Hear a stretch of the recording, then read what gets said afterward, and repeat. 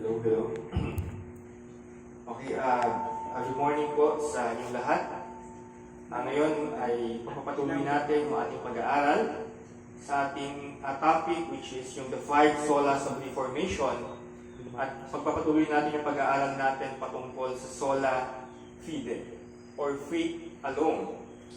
Noong last Sunday ay inalam natin ano nga ba ang tunay na pananampalataya, na kung saan ay nabuo natin yung equation na faith equals justification plus works. Na kung saan ang tunay na pananampalataya na kapag liligtas ay gumagawa, aktibo, may bunga at may pagbabagong nangyayari sa buhay. Kung wala, ang pananampalatayang ito ay patay, walang buhay, walang kabuluhan, peke sa bibig lang at hindi nakapagliligtas. Kaya kung totoo ngang faith equals justification plus works, mainam na maitanong natin sa ating mga sarili ang mga ito. Nagtitiwala ba ako ngayon kay Kristo para sa aking kaligtasan? Meron bang ebidensya na meron akong bagong buhay at patuloy na gumagawa ang banal na Espiritu sa puso ko? Do I see the fruit of faith, yung good works sa buhay ko? Yung good works na motivated by love and faith in Jesus. Well, in fact, kailangan natin ng ganitong klaseng self-examination. Marami kasing nag-aakala na meron silang kaligtasan, but in sad reality, ay wala pala. Ganun din naman, kahit ng toong Christian ka, ay maaaring dumating sa punto na magduda ka sa iyong kaligtasan. Nandyan ang mga tanong gaya ng, paano ako makasiguro na hanggang sa dulo ay believer pa rin ako? Possible kaya na isang araw ay mag-decide na lang ako na tuluyan ng lumayo sa Panginoon? What if I'm struggling hard sa kasalanan ngayon? Possible kayang makabangon ako? O ba kaya tuluyan akong malubog sa pagkakasala na ito? Paano yung iba, yung kapamilya ko, yung kaibigan ko, yung sikat na Christian? Dati naman silang active sa faith nila, pero ngayon wala na. Save kaya sila? May pag-asa pa kaya para sa kanila? Kaya naman dapat natin pagtuunan ng pansin at tingnan ang tinuturo ng Biblia patungkol sa faith and assurance. Kaya naman para sa ating text ay basahin natin ang Hebrews chapter 6 verses 11 to 12. Hebrews chapter 6 verses 11 to 12.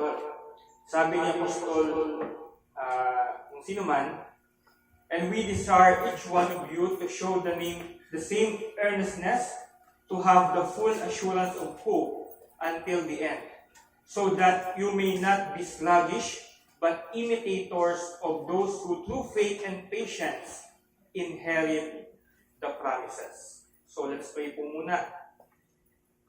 Aming Panginoong Diyos na siyang dakila, ang siyang tanging kumilos sa aming kaligtasan, kami Panginoon ay muling lumuluhod at lumalapit sa inyo pong harapan upang humingi ng tulong at gabay at kalakasan sa pag-aaral ng inyong pong dakilang salita. Nawa o Diyos, ang inyong pong katotohanan ay maipangaral ng malinaw at nasa tama, at ganoon din Panginoon ay ma-receive ito ng bawat isa ng buong buo at ng may kasiyahan at pagpupuri sa inyo pong dakilang pangalan. Kaya Panginoon, Ikaw ang siyang pumagitna sa gawain namin na ito. Nawa o Diyos ay maging pagkapala ito sa bawat isa na naririto, at ganoon din Panginoon sa mga kaluluwa na nakikinig sa amin online. Kaya Panginoon, salamat po sa araw na ito na ibinigay niyo sa amin. Ano man po Panginoon ang aming pinoproblema, inaalala, kayo na ho ang siyang mag-take over na ito. At nawa o Diyos ay makapag-focus kami sa pag-aaral ng iyong pong dakilang salita. Salamat Panginoon, at ang lahat ng ito ay aming dalangin sa ngalan ni Jesus. Amen. Amen.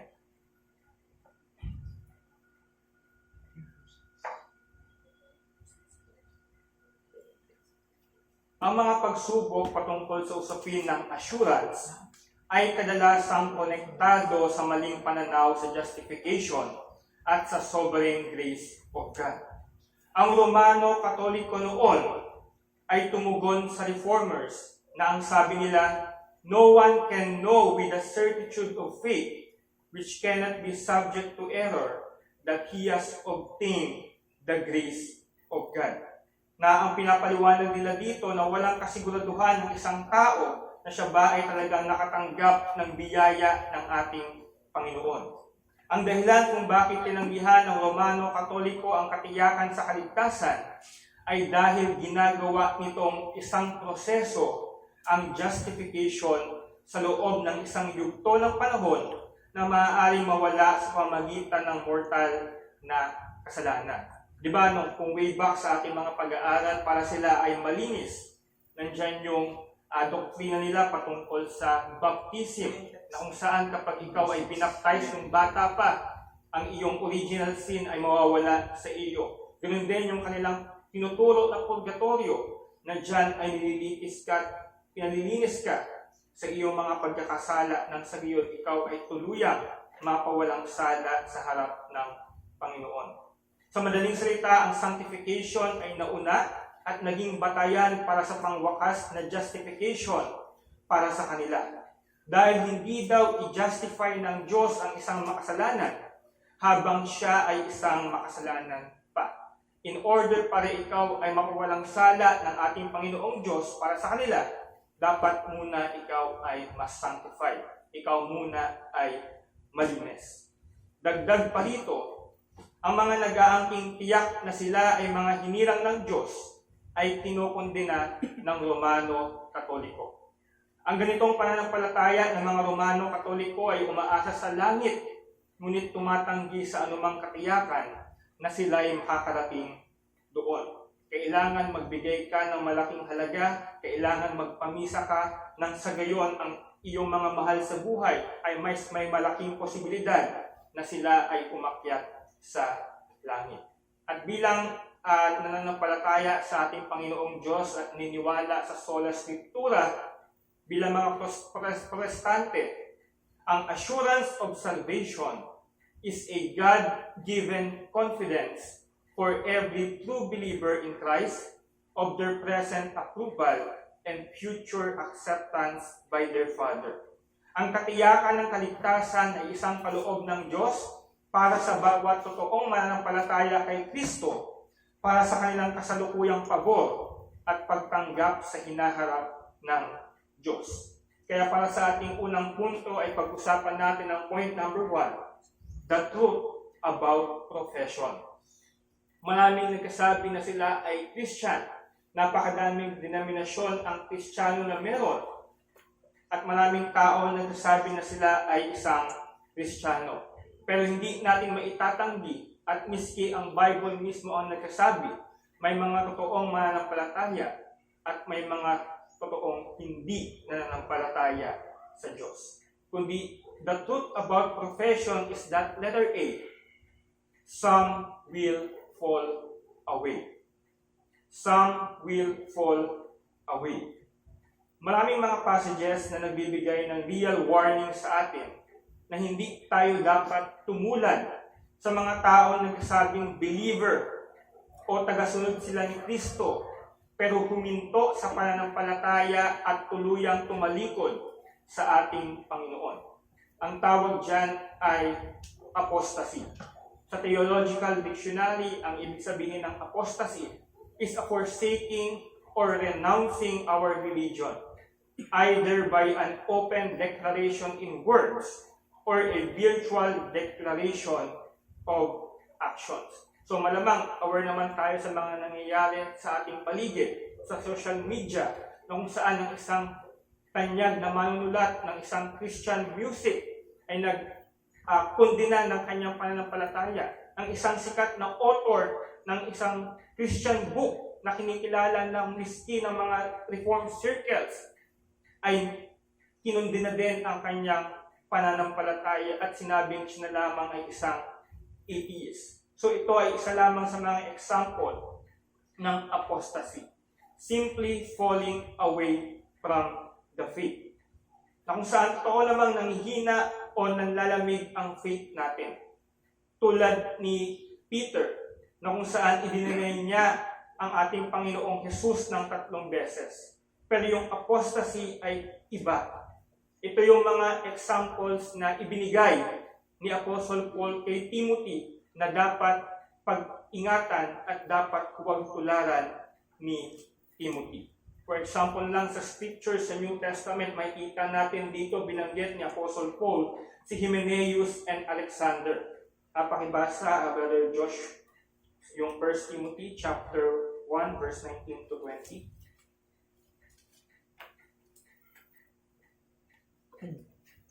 First Timothy chapter 1 verse 19 to 20.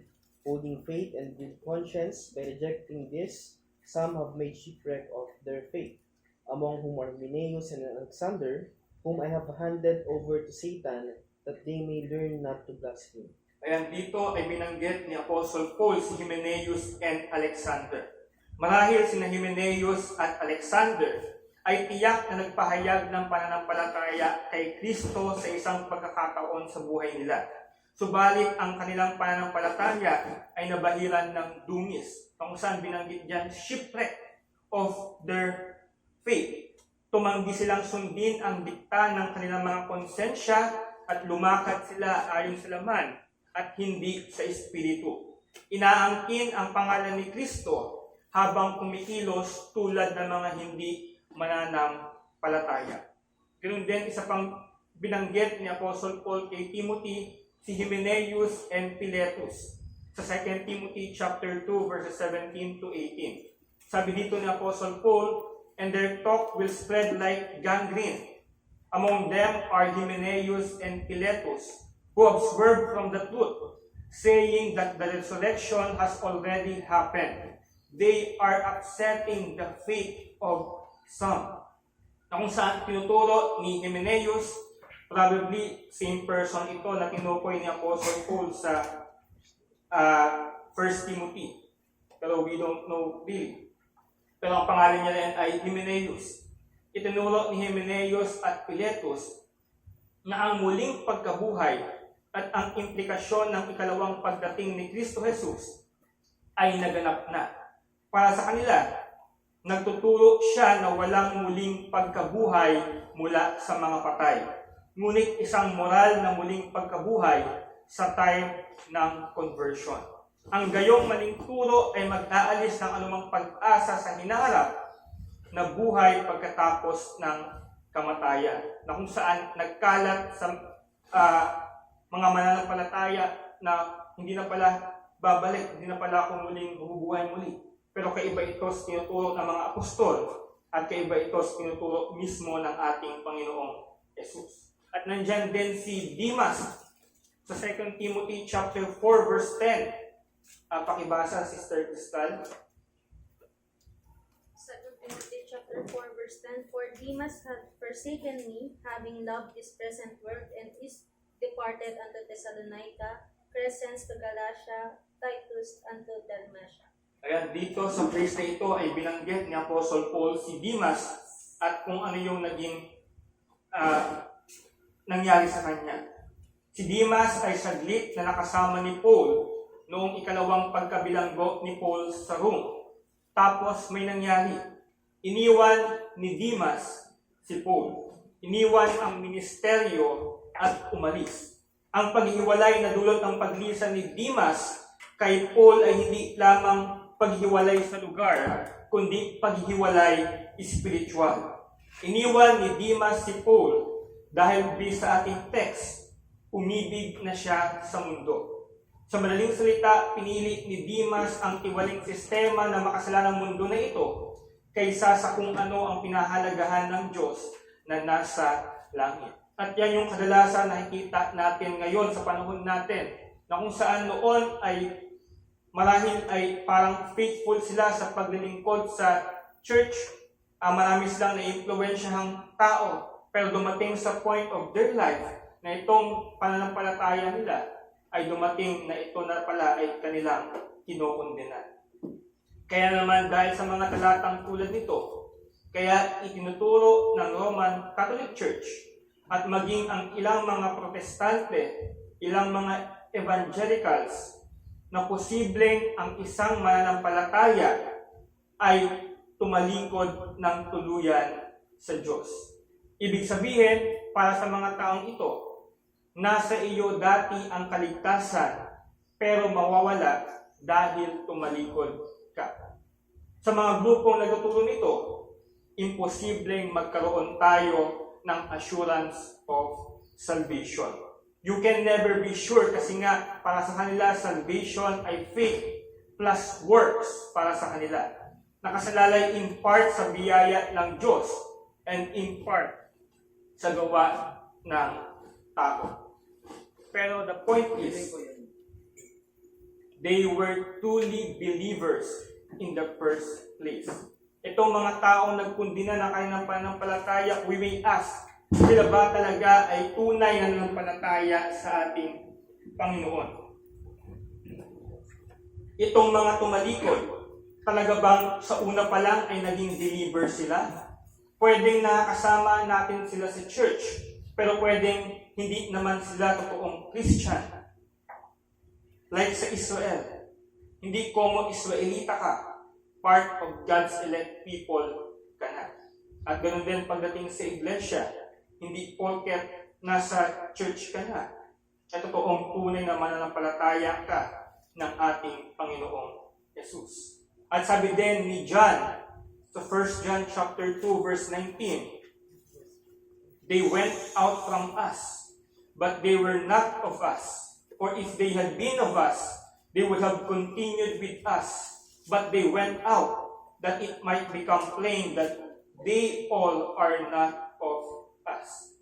So we can apply this sa mga tao na nakikita natin na noon ay sumasampalataya sa ating Panginoong Diyos at ngayon ay tumalikod na sa ating Panginoon.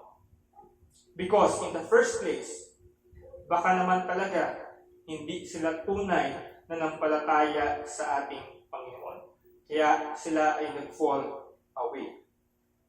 Hindi ito yung umalis sa church natin, kundi yung umalis talaga sa pananampalataya. Ibig sabihin, they were not of us from the beginning. Hindi talaga sila totoong ligtas. Hindi talaga sila totoong born again.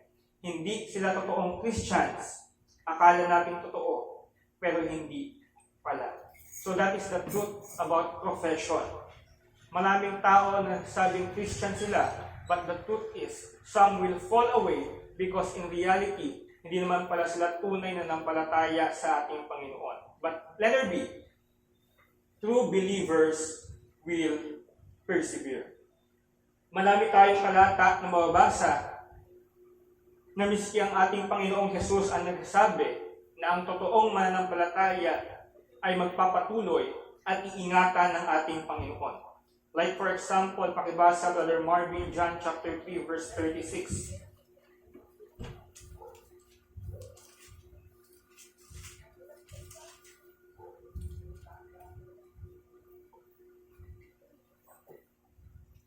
John chapter 3 verse 36. He who believes in the Son has everlasting life, and he who does not believe the Son shall not see life, but the wrath of God abides on him. Ayan. Yung text sa John chapter 3 verse 36 ay synonymous thought sa John chapter 5 verse 24 at sa John chapter 6 verse 54 na kung saan sinasabi ng ating Panginoong Diyos sa kanyang mga hearers na sino mang sumasampalataya sa anak ay magkakaroon ng walang hanggang buhay.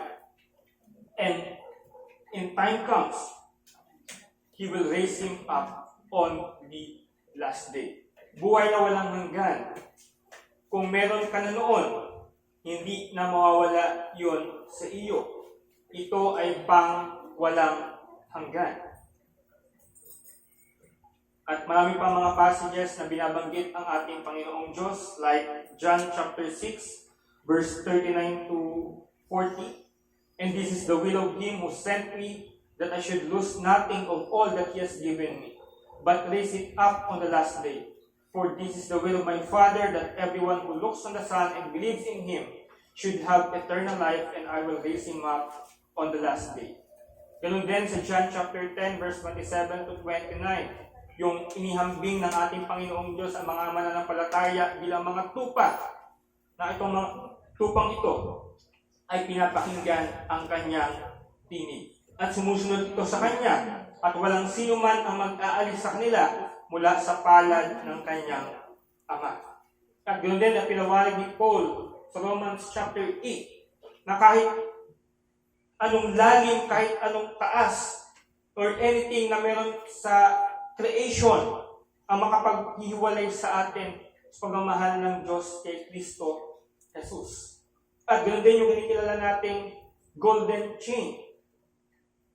Those whom He foreknew, He also predestined to be conformed to the image of His Son, in order that He might be the firstborn among brethren. So sa mga text na ito ay pinapakita na ang tunay na mananampalataya ay iniingatan ng ating Panginoong Diyos at makapagpapatuloy sa kanyang buhay bilang mga Kristiyano dahil din mismo sa pangako ng Diyos. Walang sino man sa pinili at iniligtas ng Diyos ang sa bandang huli ay makapahamak. Pangako ng Diyos ito. At lang naman natin ang ating Panginoong Diyos ay perpekto, hindi nagsisinungaling, matapat, mabuti. At kahit kailanman ay hindi niya babaliin itong mga pangakong ito. Dahil katapatan niya at karangalan ng pangalan niya ang nakasalalay dyan kapag hindi siya tumupad sa mga pangako na ito. Hindi nawawala ang kaligtasang once na na-applied sa atin. Kung talagang tunay ang pananampalataya natin. Tiyak na maliligtas tayo at talagang totoong Kristiyano tayo kung pinangahawakan natin ang mga pangakong ito. Well, kung malamang familiar din sa atin yung phrase na once saved, always saved. May mga Christian denominations na ginagamit itong phrase na ito. But there comes to the point na parang ina-abuse na nila yung kanilang pagiging Kristiyano. Once saved, always saved. While it is true, there are times that it has become unhelpful. Tulad din ng mga eternal security of believers na tinutulong sa mga churches ngayon. Itong mga ganitong mga kataga, nagbibigay ng impresyon sa mga mananampalataya na once na ikaw ay naligtas, even though you make a shipwreck of your faith, gaya ni na Hymenaeus and Alexander, you will still have eternal life. For faith to be true faith, it must be a working faith. For faith to be true faith, it must be persevering, nagpapatuloy hanggang sa wakas. Kaya naman kahit na sinasabi na once saved, always saved, ay na-abuse yung ganitong totohanan. At marami rin mga passages ang binabanggit ang ating Diyos patungkol dyan. Like Matthew chapter 10 verse 22. And you will be hated by all for my name's sake, but the one who endures to the end will be saved. Matthew 24:13, the one who endures to the end will be saved. Hebrews 3:14, for we have come to share in Christ if indeed we hold our original confidence firm to the end. Yes, one saved is always saved. Pero hindi nito dapat i-deny yung katotohanan ng pananampalatayang tunay ay nag-persevere. Ang doktrina tungkol sa pananampalataya ng papatuloy hanggang wakas ay tinatawag na perseverance of the saints. Gaya na napag-aralan natin sa mga nakaraang Sunday School. Hindi ibig sabihin na magiging kaitsura na tayo ng mga santo. But yes, we still fall into sin. Saint and sinners tayo at the same time. We still struggle with sin and unbelief. We are still capable of sinning big time. Pero magpapatuloy tayong magsisi at sumampalataya kay Kristo hanggang sa kamatayan natin o sa kanyang muling pagbalik. Kaya naman ang lahat ng tunay na born again ay hindi yung base lang sa denominasyon na ito. But born again is a status of your spiritual state. Na kung saan ang tunay na born again ay iingatan ng kapangyarihan ng Diyos at mananatiling mga Kristiyano hanggang sa katapusan ng kanilang buhay. At sila lamang ang nagpapatuloy hanggang wakas ang tunay na mga born again. So that is the truth about profession. There are some will fall away, but there are some who will persevere. And point number 2, para mas lalo tayong ma-expose patungkol sa usapin ng assurance. Number 2 ay alamin na naman natin yung ating grounds for assurance. Bakit nga ba tayo tiyak sa ating kaligtasan? Itong mga principles na ito ay hango sa Canons of Dort, sa Westminster Confession of Faith, at miski rin sa ating Confession of Faith na 1689 London Baptist Confession of Faith. Ang mga creeds and confessions na ito ay may binanggit na 3 grounds patungkol sa ating assurance. Letter A, assurance comes from faith in the promises of God. Assurance comes from faith in the promises of God. Ang katiyakan ay hindi nagmumula sa kapangyarihan ng positibong pag-iisip, kundi sa kapangyarihan mismo ng Ebanghelyo. Pananampalataya sa pangako mismo ng ating Panginoong Diyos. Dahil ang Ebanghelyo ay mensahe ng Diyos. Ito ay mapagkakatiwalaan dahil siya ay makapangyarihang magligtas. Tapat ang kanyang covenantal words, hindi kaya magsinungaling at hindi maaaring magbago. At dahil ang mga pangako ng Ebanghelyo ay ayon sa kasulatan, ang assurance ay possible dahil ang parehong mga kasulatan ay akda ng Diyos at sa mga tuwid ay hindi nagkakamali at mapagkakatiwalaan. At kung ating susuriin mismo ang salita ng ating Panginoong Diyos, ano yung makukuha nating katiyakan dyan patungkol sa ating kaligtasan? Una na dyan is, number 1, adoption in God's family. Ang adoption ay sinasabi na ang pinakamataas na pagpapala para sa mga Kristiyano. Ang Diyos ay parehong mapagmahal at perpektong Ama na nag-ampon ng isang mananampalataya para sa kanyang sarili, na bumuo ng isang walang hanggang pamilya na pinasimulan ni Kristo na parehong Panginoon at nakakatandang kapatid. Bilang isang mapagmahal na Ama, nais ng Diyos na malaman ng kanyang mga anak na sila ay kanyang minamahal. Sa halip na manatiling may pagdududa kung siya ay para sa kanila o laban sa kanila, ang assurance ay umabot sa walang hanggang seguridad kung saan iniingatan ng Diyos ang kanyang mga anak hanggang sa maiuwi niya sila sa tahanan. So yan ang sinasabi ng Scripture. You are adopted into God's family. Hindi lang siya Diyos at tagapagligtas mo. Sa inyong Ama na talagang sisiguraduhin yung kaligtasan mo. Ang destinasyon ng mga hinirang ng Diyos ay nakasalalay sa kamay ng Diyos, Ama, Anak, at Espiritu. At yan ay hindi na mababago, at makukuha pa. Ganoon din naman yung assurance na makikita natin sa Scripture. Bilang we are adopted into God's family by the Father, but also number 2, yung union natin kay Kristo. Sa union with Christ naman ay ang destinasyon ng bawat mananampalataya ay hindi na mababawi dahil ito ay nakatali na kay Jesus. Ang bawat pagpapala kasama ng assurance ay sa pamamagitan ni Kristo lamang. Ito ay isang pagkakaisa na nagsimula bago palikain ang mundo nang ang Diyos sa pag-ibig ay kinalaga ang kanyang mga tao upang ampunin bilang kanyang mga anak. Ito ay isang pagkakaisa na nagpapahintulot sa mga mananampalataya na malaman na sila ay pinatawad at tinubos, inaring ganap, pinagkasundo, at ngayon sa pamamagitan ng dugo ni Kristo ay naligtas.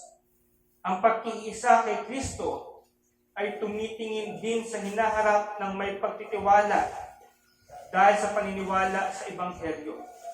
Tinataka ng Espiritu ang mananampalataya na ginagarantiya ang kanilang mga pamana sa hinaharap.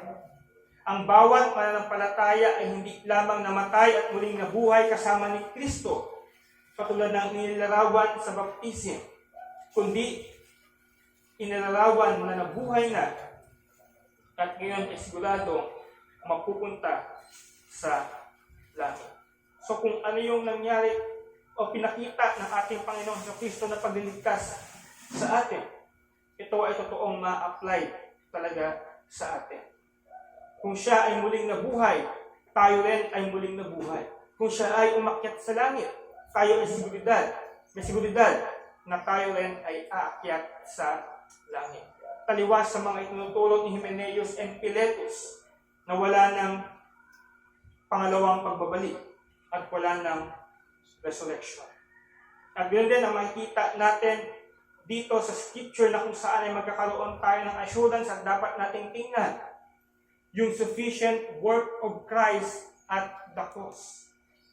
Walang katiyakan ng pananampalataya kung hindi dahil sa ginawa ng ating Panginoong Jesucristo sa krus na nagdala at nag-alis sa ating kasalanan once for all.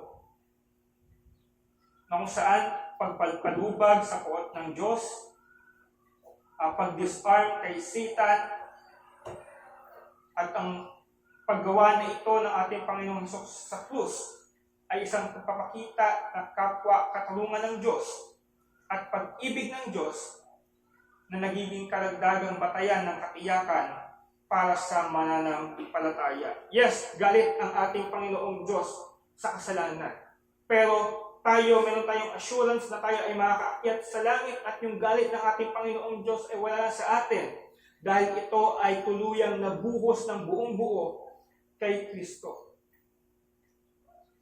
Ang muling pagkabuhay ay nagpapatunay sa tagumpay na gawain ni Kristo. Ang pagkatalo ng kamatayan ay nangyari at ang mga ito ay nagsisilbing sapat na katibayan para sa lahat na magsisi at manampalataya sa ating Panginoon. At napakadami pang mga passages sa scriptures na tinuturo sa atin sa bawat mananampalataya na dapat tayo makasiguro sa ating kaligtasan dahil sa kung sino mismo ang ating Panginoong Diyos na nangako sa atin.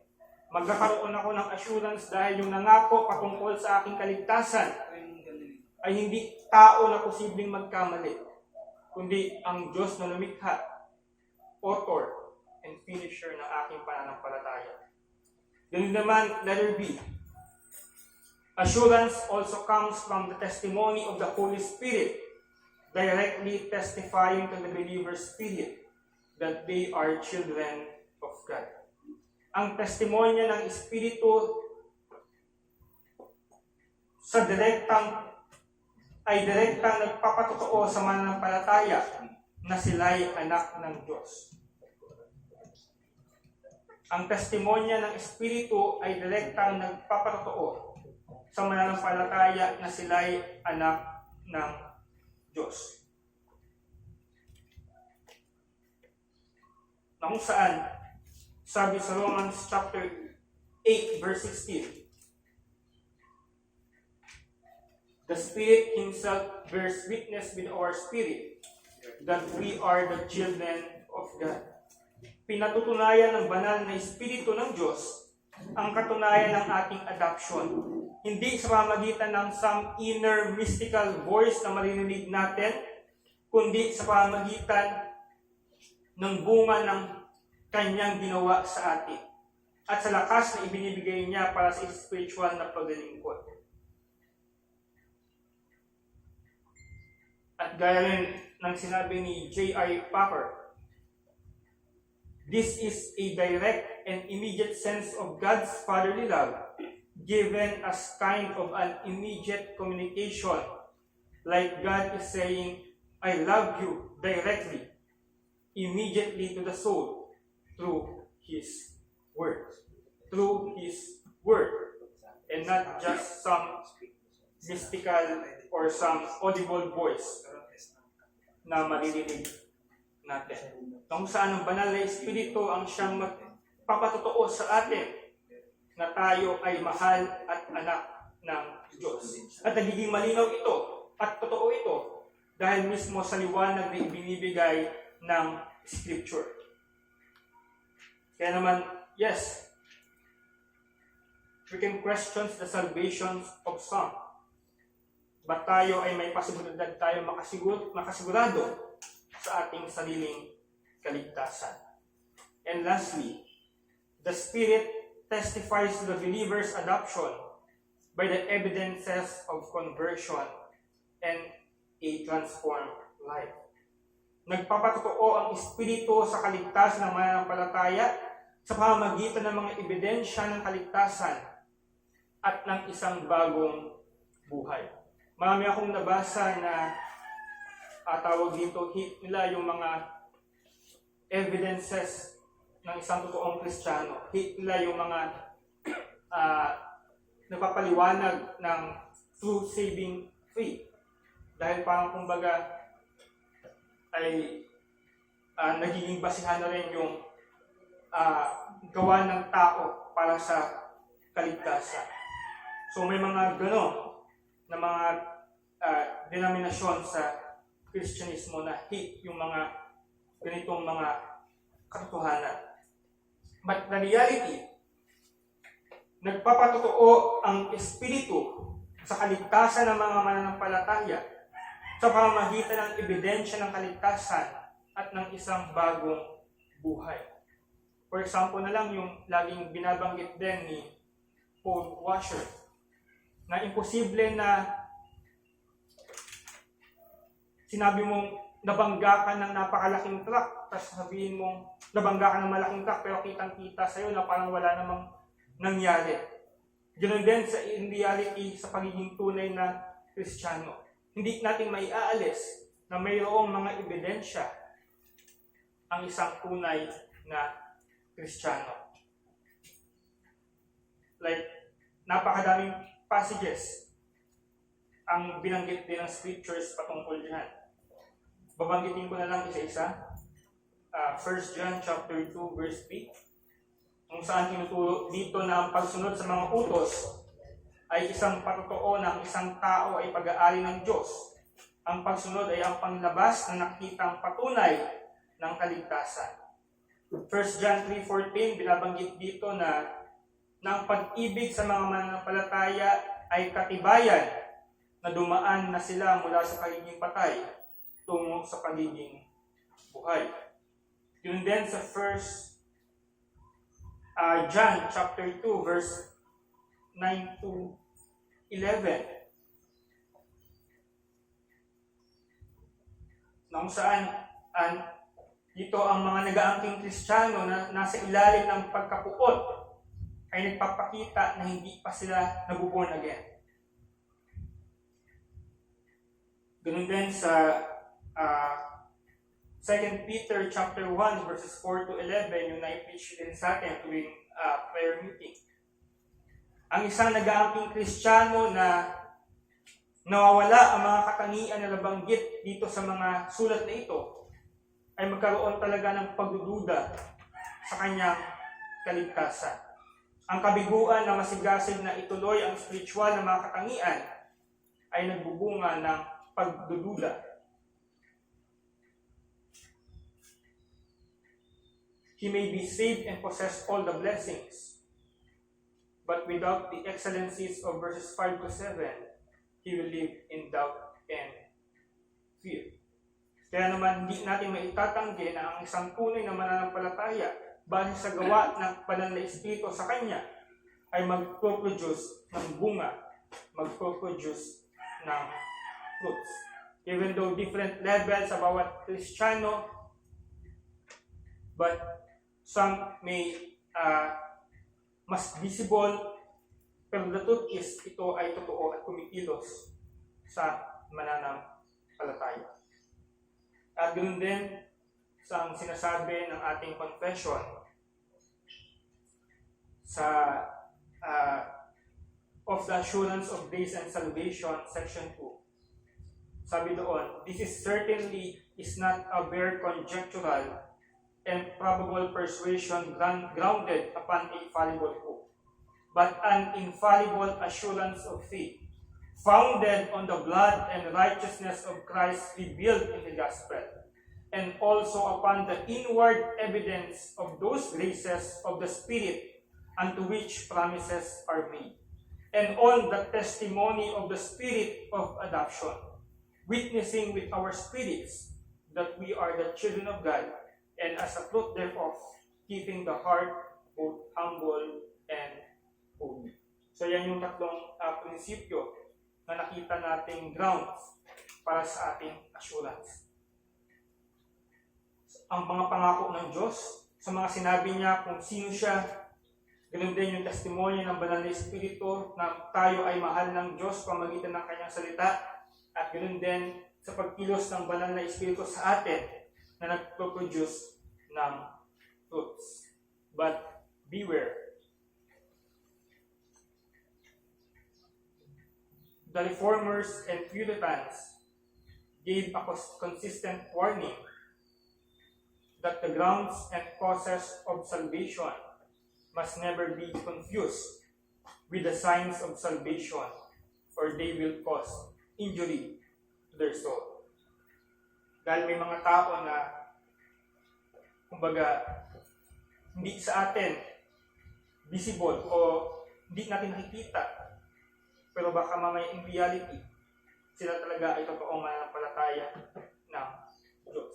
O kaya naman sa atin, personally, baka mamaya ay maging miserable na tayo sa ating pamumuhay bilang mga Kristiyano dahil sa patuloy na pagtingin lamang natin sa ating sarili.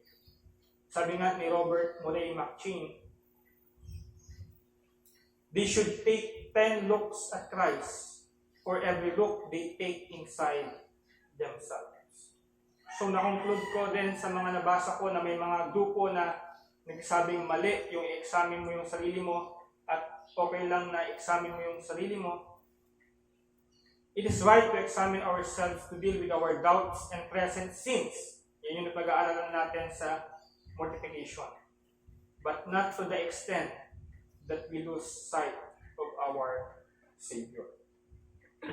And lastly, bilang pagtatapos, kung una, the truth about profession. Pangalawa is the grounds for assurance. Number 3, ay pag-usapan naman natin yung the duty to persevere.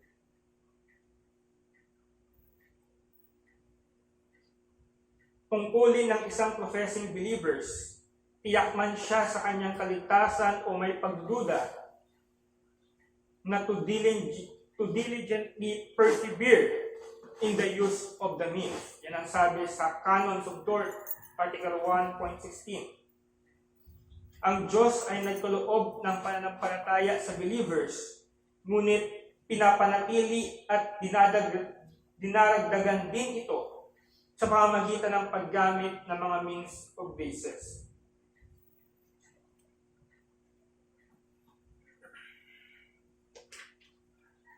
Canons of Dort 5.14, as it has pleased God by the preaching of the gospel to begin this work of grace in us, so He preserves, continues, and perfects it by the hearing and reading of His word, by meditation thereon, and by the exhortation, threatenings, and promises thereof, as well as by the use of the sacraments.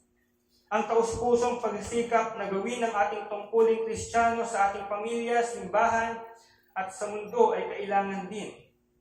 Sabi naman sa Heidelberg Catechism that everyone may be assured in himself of his faith by the fruits thereof.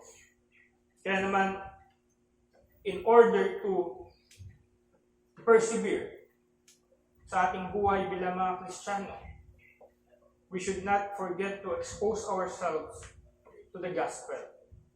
Kung saan kung may gathering ang church o may gawain, we should involve ourselves. Hindi yung porket busy ka na nga't wala ka ng time para mag-devotion, ay liliban ka pa para sa mga panggrupong gawain ng iglesia. Kapag may Lord's Supper, take time to remember what Jesus did. Kapag may baptism, be baptized or remember your baptism kung paano na-secure ang buhay mo dahil sa pakikiisa mo sa ating Panginoong Jesucristo. Di lang exposing yourselves to the gospel, but be expose yourselves to the word. Na kung saan ang Diyos to the Spirit ang magpapaalala sa atin ng mga kailangan natin bilang mga Kristiyano sa pamamagitan ng kanyang salita. Listen carefully to its warnings, hearing the preaching of God, putting the word of God in church and in your personal time. At ganoon din yung personal readings natin and study ng kanyang salita. Dahil yan din yung mga nagiging problema ng mga taong nagkakaroon ng pagdududa sa kanilang kaligtasan. Nanineglect nila yung scripture. And lastly, para tayo ay makapag-persevere, is also not only to expose yourself to the gospel, to the word of God, but also to the community of the believers.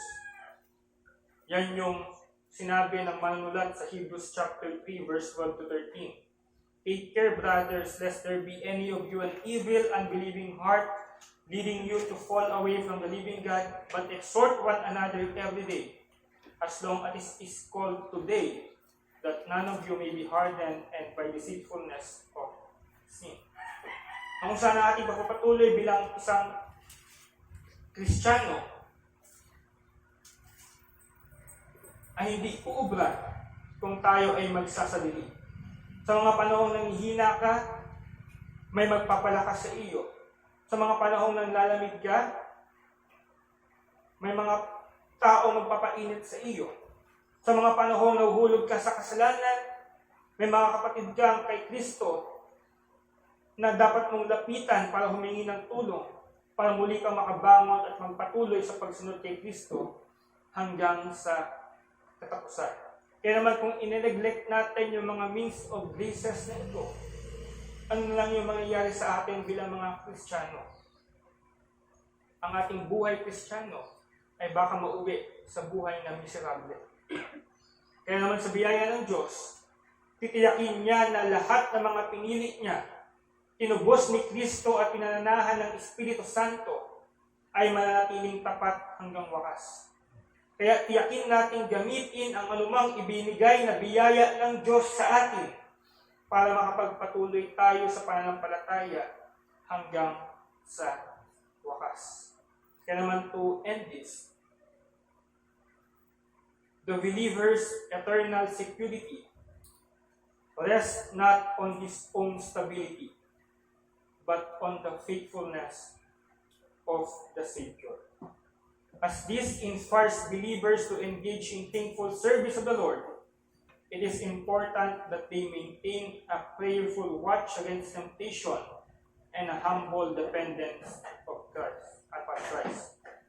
Assurance is important because it not only provides great comfort to believers, but stimulates a life lived in joyful holiness and unending praise to God. Kaya naman bilang mga mananampalataya, tayo ay magkakaroon ng assurance dahil sa ginawa at pangako ng ating Panginoong Diyos at miski rin sa testimonya at pagkilos ng banal na Espiritu sa atin. Kaya dyan na natin natapusin yung ating usapin patungkol sa Sola Fide, and next Sunday ay magsimula na tayo sa ating pinakahuling punto. Walang iba kundi ang Soli Deo Gloria, or to the glory of God alone. So before sa ating Q&A, tayo muna ay manalangin sa Diyos. Aming Panginoong Diyos na dakila, maraming salamat po Panginoon sa aming napag-aralan ngayong umaga, na kung saan ay tutunan namin yung katotohanan patungkol sa katiyakan namin sa aming mga kaligtasan. Salamat po Diyos sapagkat ang aming katiyakan, ang aming lakas at pananampalataya ay nakadepende sa iyo.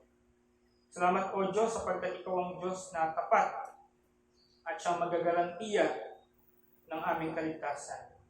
Nawa o Diyos, kung kami man po, Panginoon, ay may mga pagkukulang sa aming mga Kristiyano, nawa o Diyos, huwag niyo kayang kaming hayaan na malubog kami sa kawalan ng pag-asa. Bagkus, Panginoon, ay patuloy na palakasin niyo kami sa pamagitan niyo pong salita at sa pamagitan din, Panginoon, ng mga tao na di ba malasakit sa amin, sa kapatiran, Panginoon. Kaya o Diyos, nawa ang katotohanan na ito ay wag lang maging dagdag kaalaman, impormasyon sa aming mga isip. Bagkus o Diyos ay maging karagdagan ng aming pananampalataya na kung saan ang lahat ng aming kaligtasan ay hindi nakasalalay sa aming sariling kakayahan, katayuan, bagkus sa iyong katapatan, Panginoon.